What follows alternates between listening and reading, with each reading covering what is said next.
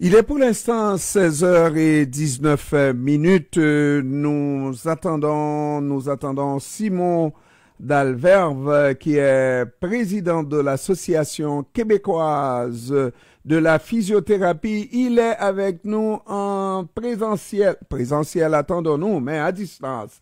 N'est-ce pas? Il est en Zoom avec nous. Comment ça va, monsieur Dalverve? Très bien, vous-même? Ça va très bien, merci. Je vous entends numéro un, Monsieur Dalverve. Ouais. Votre organisation, c'est-à-dire l'Association québécoise de la physiothérapie, est estomaquée de voir qu'on annonce des changements dans le système de santé et qu'on ne pense pas à ces physiothérapeutes qui pourraient apporter un sacré coup de main à notre système de santé. Expliquez-moi ça. Écoutez, je pense que c'est connu. Il y a beaucoup de gens qui se présentent aux urgences avec des conditions comme des entorses de cheville, des douleurs au dos, douleurs à l'épaule. Ça l'engorge les urgences. Ils attendent des heures et des heures et des heures. Et d'avoir un physiothérapeute pour prendre en charge ces gens-là, ça aiderait énormément de réseaux. C'est prouvé scientifiquement par la recherche, c'est prouvé à l'international. Au Royaume-Uni, en Australie, c'est des modèles qui sont déjà implantés. Donc, nous, ce qu'on fait, on fait de la représentation pour être sûr que dans le nouveau projet de loi, on soit considéré, on soit présent.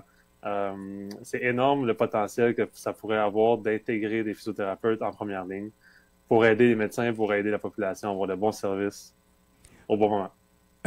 Moi, il m'est arrivé d'avoir un accident et j'étais à l'urgence. Il me semble, ça fait tellement d'années que je ne sais pas, j'avais un problème à la cheville, justement. J'ai fait une chute, voilà. Trop jeune pour marcher, j'ai sauté. Et j'ai fait une chute et j'ai dû aller à l'hôpital. Et aujourd'hui encore, je ne me rappelle pas si j'ai été vu par un médecin. Je sais qu'on m'a mis la boîte, l'espèce de botte. Et je ne me rappelle pas si c'est un médecin que j'ai vu. En général, qu'est-ce qui est fait? C'est une radiographie pour voir s'il y a une blessure, n'est-ce pas? Et ensuite, on emboîte le genou, la jambe, je ne sais pas là. Donc, nous, on est formés pour prendre en charge ces conditions-là. Donc, vous vous présentez à l'urgence. Et Si ma vous... question, c'était de savoir, est-ce que le médecin a une compétence? Est-ce que c'est pas un type comme un physiothérapeute qu'on voit? Parce que je me pose encore la question, est-ce que j'ai été vu par un médecin? Sûrement. Il y a Sûrement, très, hein? très, très forte chance que vous avez été vu par un médecin. À ce jour, il y a une cinquantaine de physiothérapeutes qui travaillent à l'urgence en accès direct pour prendre en charge de façon autonome les patients. Donc, ça m'étonnerait que c'était un physiothérapeute qui vous a évalué à ce moment-là.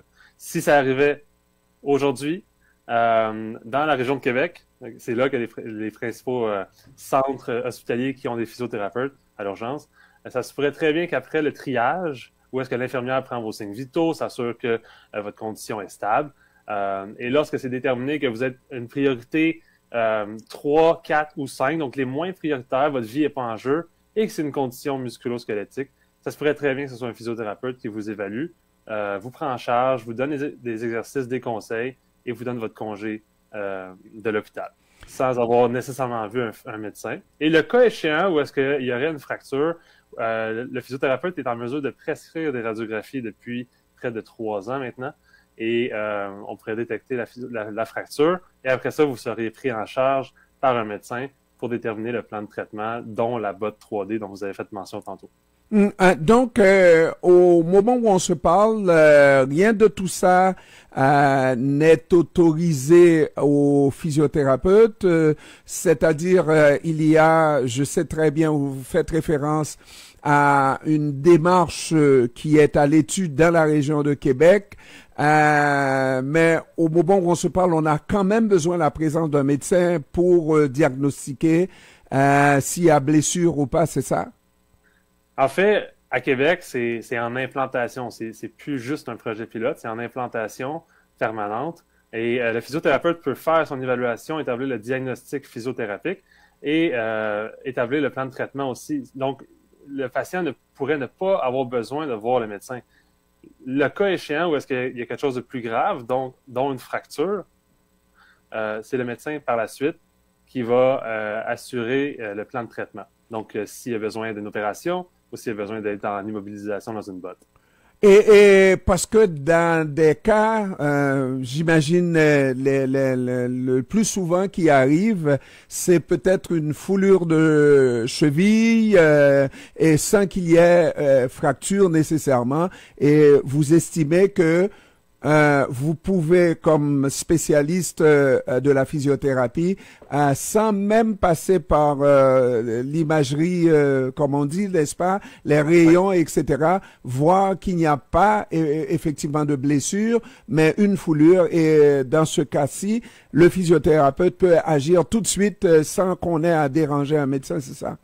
Exactement. Et ça a prouvé qu'il y avait beaucoup moins de médication, beaucoup moins d'imagerie, beaucoup moins de consultation avec des spécialistes et beaucoup moins de reconsultation pour la même condition si le patient était pris par le professionnel de la physiothérapie.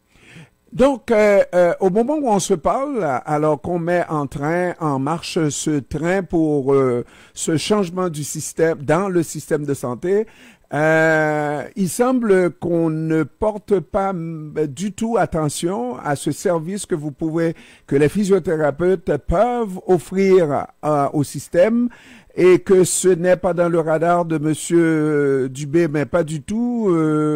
Et qu'est-ce qui va se passer surtout avec ce groupe de physiothérapeutes qui expérimentent la chose dans la région de la capitale nationale? Donc, ce n'est pas inclus dans le projet de loi 15. Okay? Il n'en est pas mention nulle part. Le gouvernement n'est pas contre nécessairement. Okay?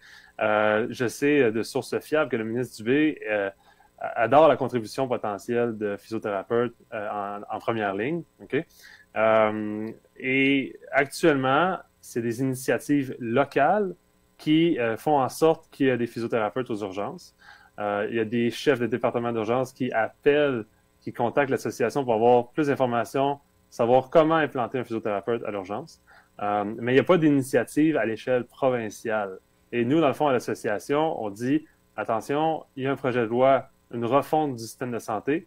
Et tant qu'à faire la refonte, pouvons-nous intégrer le tout dans le texte de loi.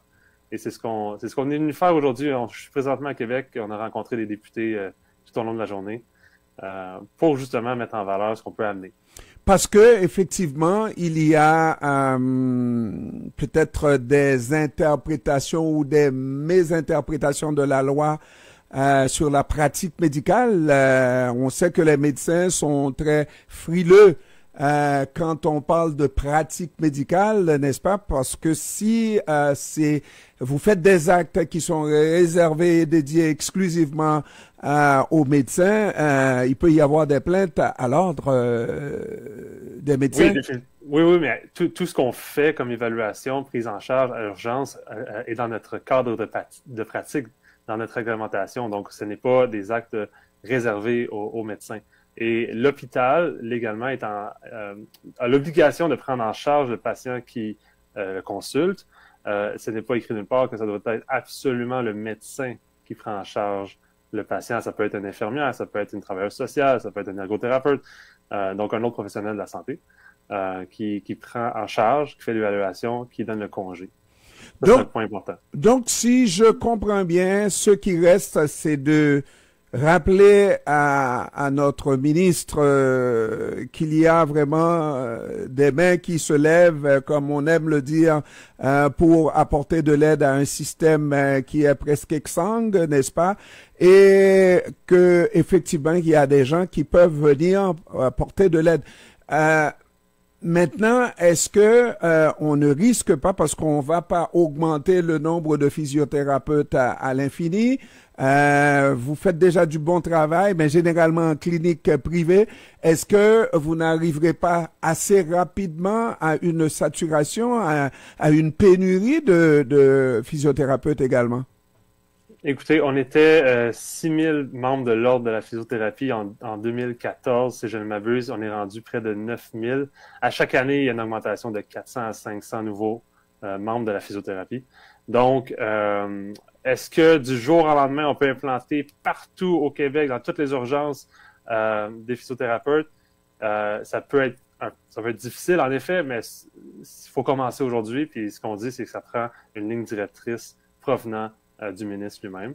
On a fait un sondage à nos membres rapidement l'année passée. Il y a 280 mains qui se sont levées et qui ont dit « Je serais très intéressé à prendre une position à l'urgence en accès direct. » Donc, on est là, on est là. Et moi, je suis absolument convaincu que M. Dubé est en train de nous écouter. Il est en train de prendre des notes, n'est-ce pas? Et puisqu'on a besoin de mains qui se lèvent, les mains se lèvent, et probablement que ça va se faire dans les prochains jours. Et je nous souhaite cela parce que sinon, on a un sérieux problème, pareil, parce qu'il y a des pénuries un peu partout, mais notre système de santé est malade. En effet, en effet. Merci. On est là pour aider. Merci beaucoup, Simon Dalverve, président de l'Association québécoise des physiothérapeutes du Québec. Merci d'avoir pris du temps de nous parler. Ça me fait extrêmement plaisir. Merci. Merci, au revoir.